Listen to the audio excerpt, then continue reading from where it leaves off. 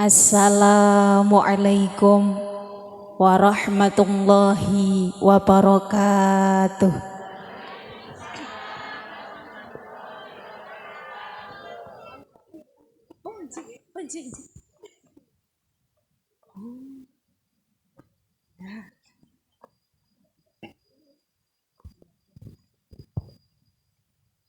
Bismillahirrahmanirrahim.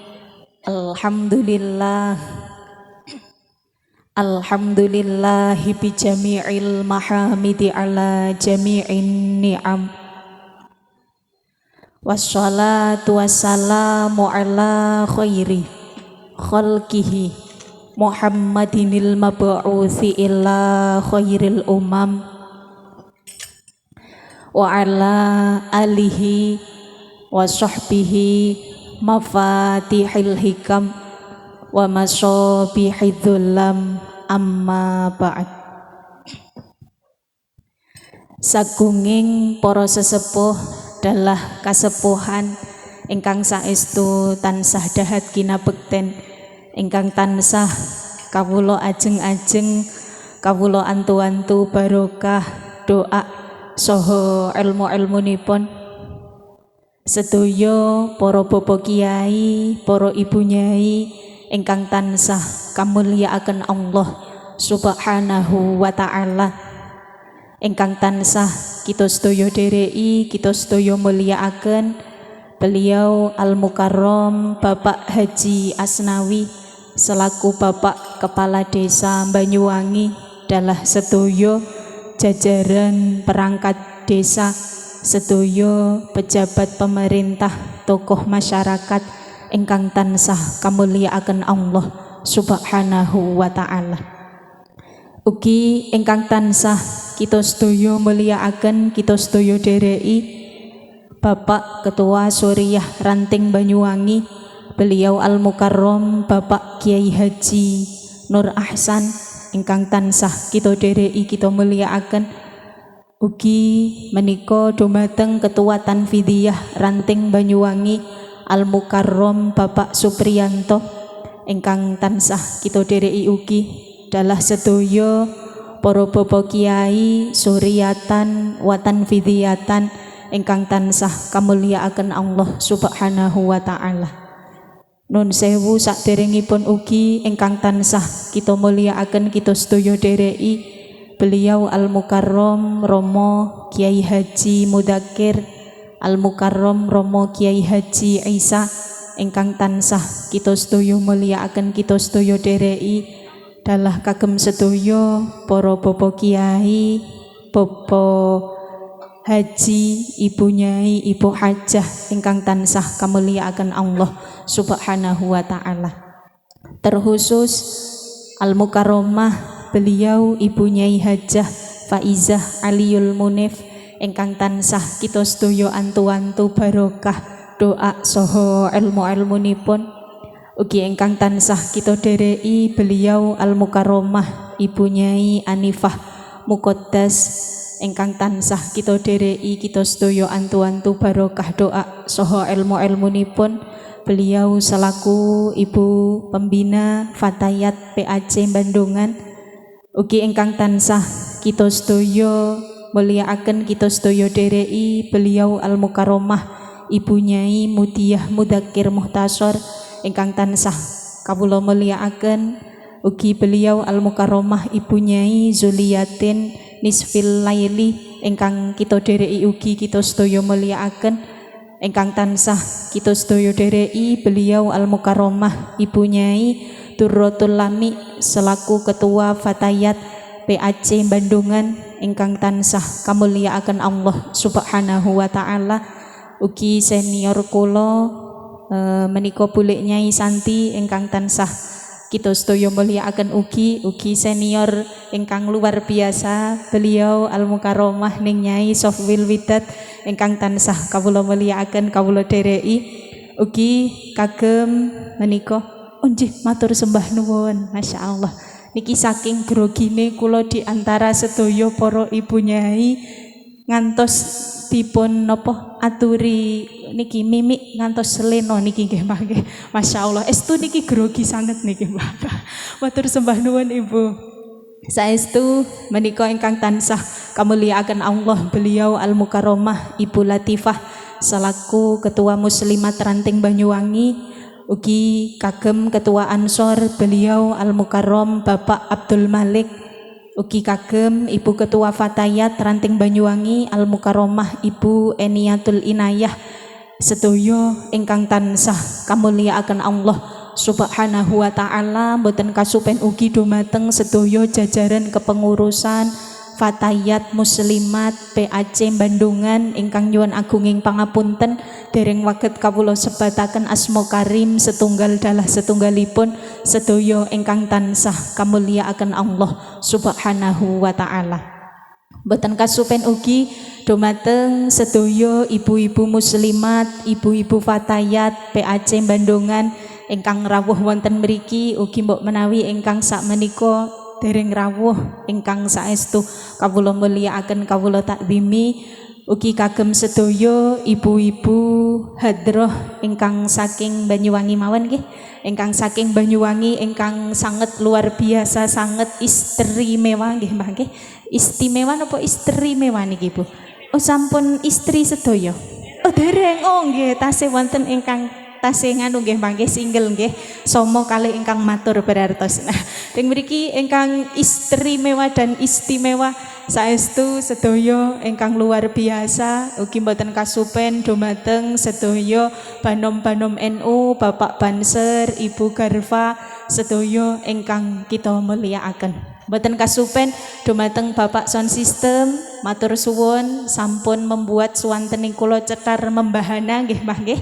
Sedaya sama midanget, mugi-mugi Pak Sound System kados biasa kita dongaaken tambah laris. Allahumma amin. Niki sound systeme saking pundi Pak?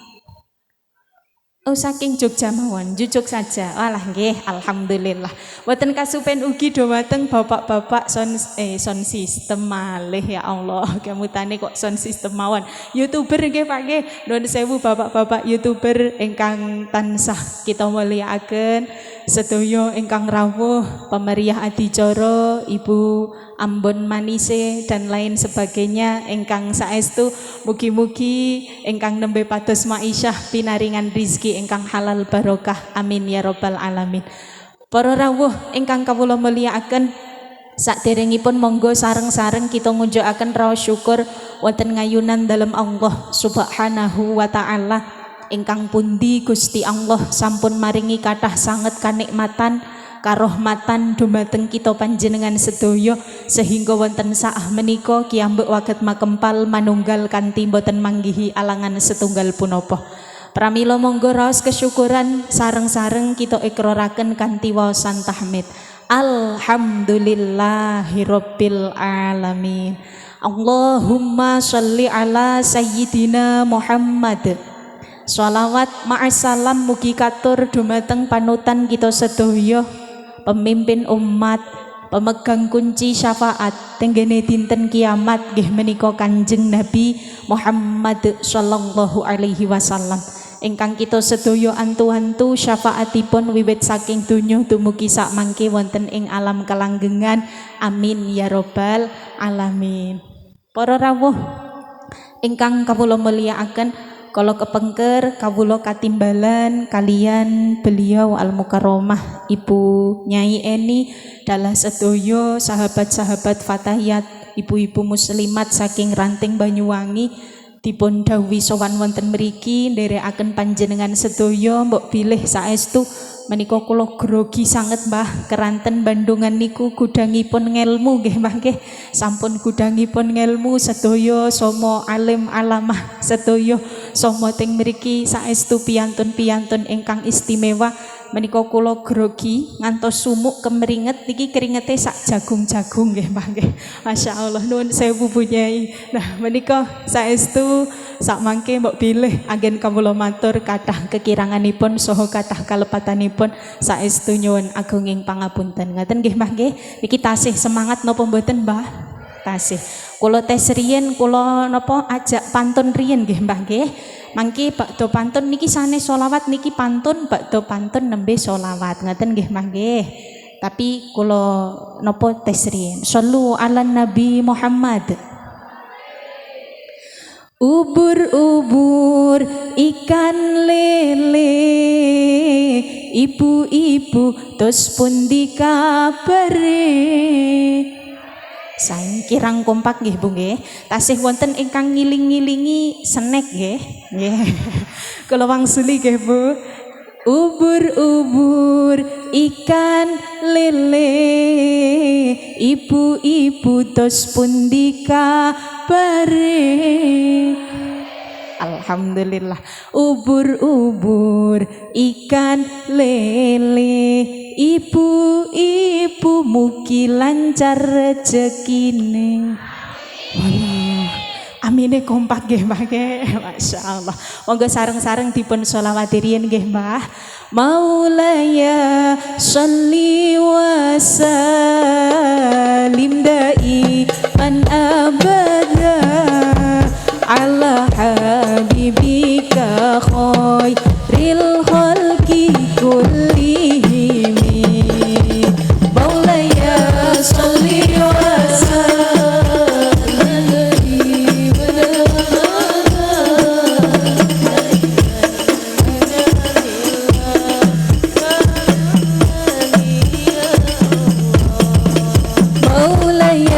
Salli wa sallim daiman abada ala habibika khairil khalqi kullihim.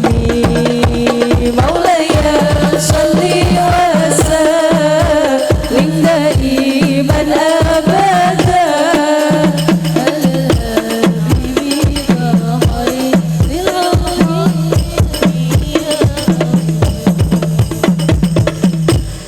Sallu ala Nabi Muhammad. Alhamdulillah. Mugi ingkang sampun radi lemes, ical lemes nggih Mbah. Niki sampun lemes napa dereng? Sampun ngantuk napa dereng? Sampun dahar napa dereng? Alhamdulillah dereng Bu. Walah masyaallah nggih. Mangke kondur saking mriki enggal-enggal dahar ngoten nggih mangke. Nah, para rawuh ingkang kawula mulyakaken, saestu bingah remen sanget kawula waget lumarap sowan dhateng sedaya ibu-ibu sedaya menika banom-banom NU wonten PAC Bandungan. Saestu bingah remen niki kegiatan ingkang sanget sae, kegiatan ingkang sanget istimewa, ingkang kuwatah sanget kemanfaatanipun nggih Mbah nggih. Kathah manfaate kathah sanget insyaallah barokah Allahumma amin. Salah satu kemanfaatan saking kula lan panjenengan sami nindai pengaosan, nindai selapanan muslimat, selapanan fatayat niki nopo sing sak jatose biasane nek yah menten niki teng dalem resani sinetron wonten enten ingkang biasane yah menten niki teng dalem scroll TikTok enten piyantune nggih rawuh sebelah pundi.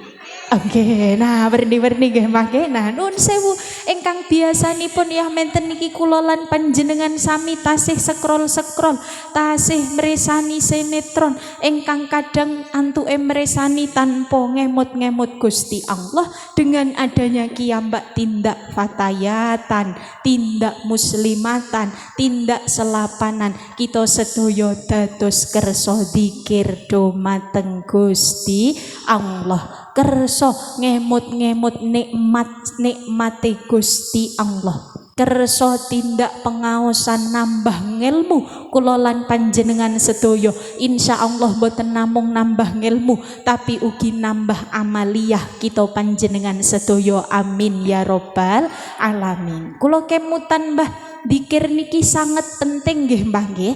Dikir kula lan panjenengan sami, emute kula lan panjenengan sami dumateng Allah Subhanahu wa taala niki sangat penting. Gusti Allah sampun ngendikani innani anallah la ilaha illa ana fa'budni wa aqimis sholata li dzikri. Dawuhipun Gusti Allah sampun jelas, sampun cetha.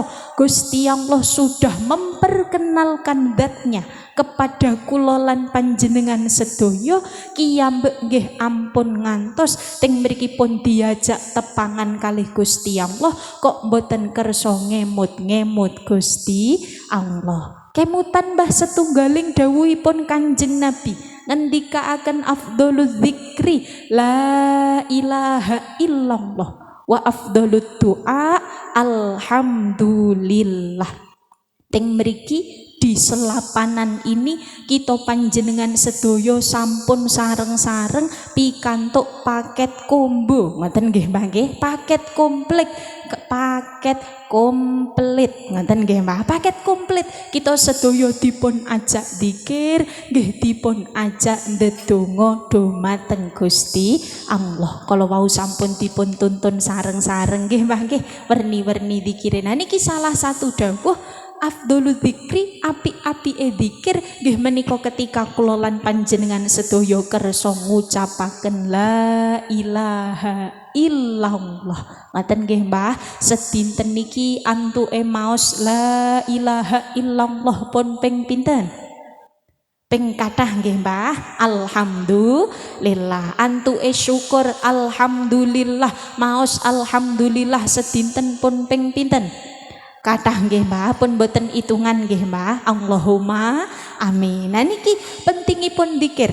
Setunggaling dawuh malih ngendikaaken Mbah kullu syai'in siqalun wa siqalul qalbi dzikrullah. Sedaya perkawis niki mesti wonten alat pembersihnya. Kita sedaya badhe nyuci ageman niki wonten merek daya Soklin, leres napa mboten Mbah? Nah nyumanggaaken panjenengan ingkang pundi ngersakake bersih kene ngagem Soklin nggih waget, ngagem daya nggih waget, ngagem rinso nggih waget. Sedaya perkawis niku wonten pembersihnya. Kita sedaya badhe nyampari latar, nuwun sewu nggih Mbah nggih. Latar niki kiyambek nek badhe nyaponi, badhe ngresiki mawi samparan utawi mawi sapu, leres. Nah kedah ngagem ikra ugi nggih mangke, sapu kalih ikra. Kita sedaya badhe ngepel masjid, kedah ngagem alat pel, ugi wonten malih super pele.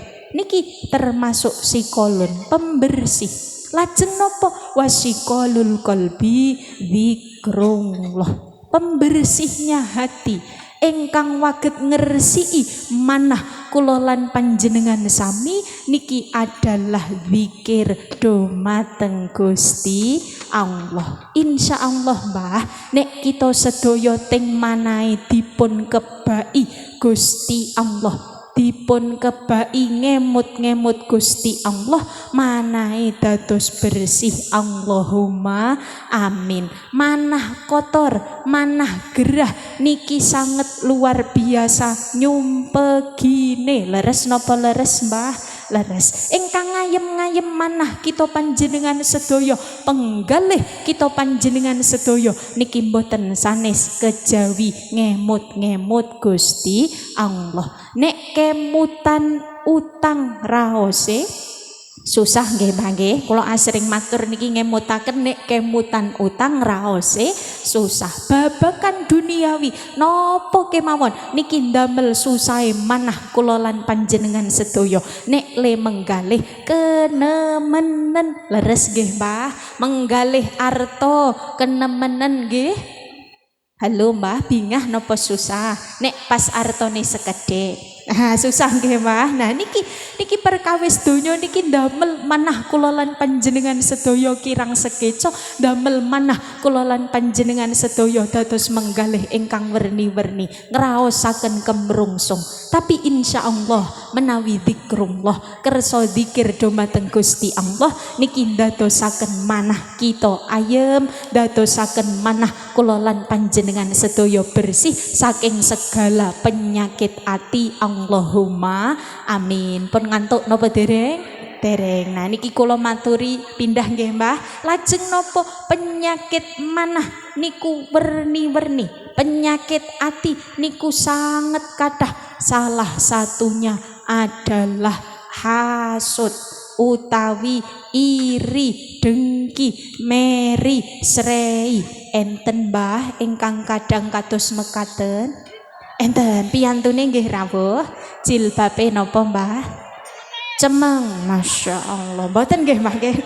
Teng mriki nuwun sewu para rawuh ingkang kawula mulyakaken.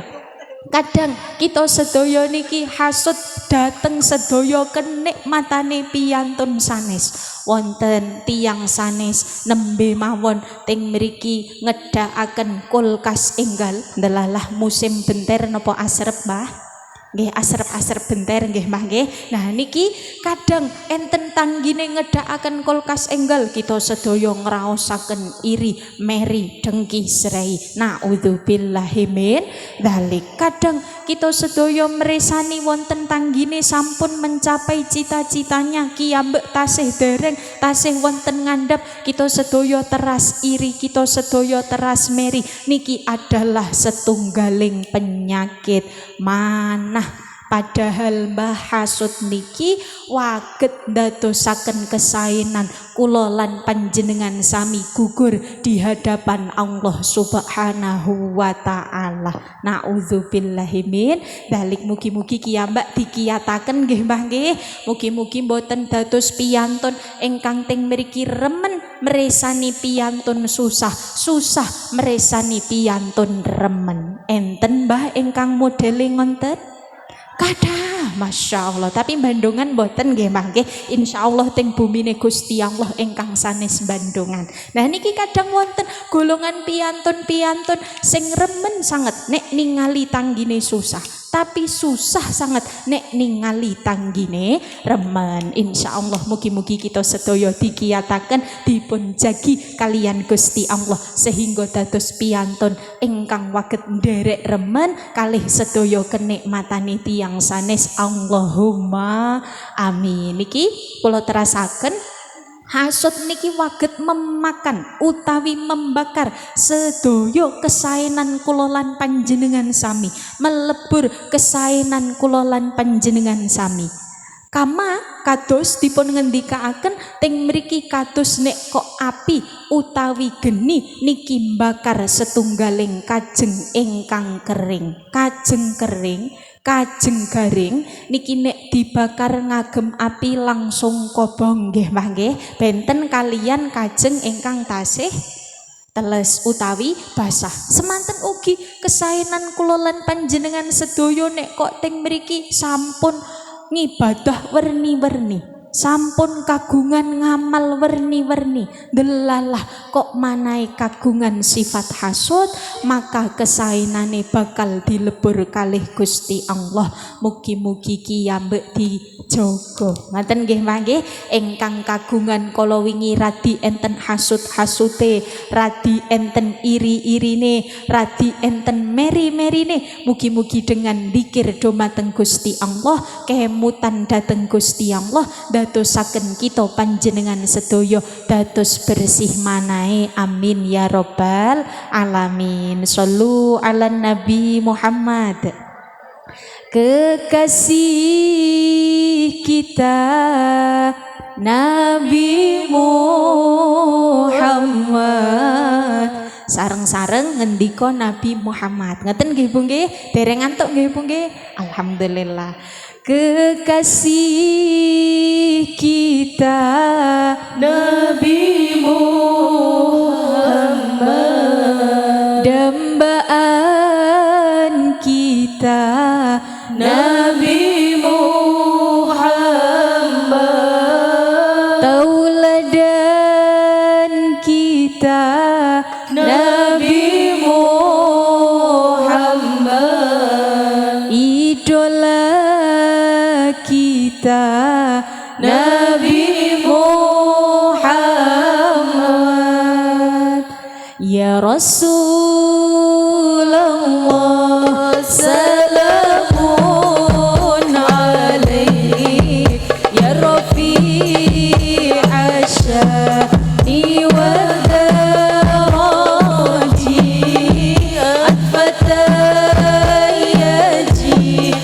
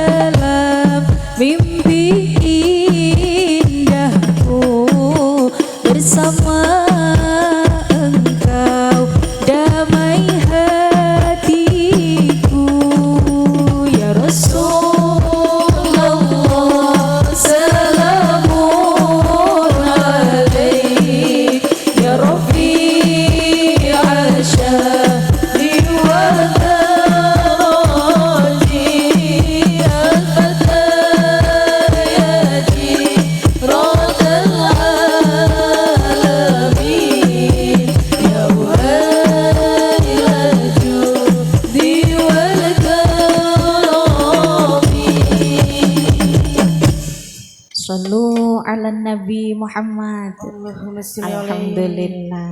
Dereng ngantuk? Dereng. Lanjut nggih Bu nggih. Ing mriki selingan alhamdulillah nembe sareng-sareng muji dumateng Kanjeng Nabi. Mugi-mugi kita sedaya tambah mahabbahe dhateng Nabiullah Muhammad sallallahu alaihi wasallam. Amin ya rabbal alamin. Para rawuh ingkang kawula mulyakaken, narasaken penyakit manah nggih Mbah nggih.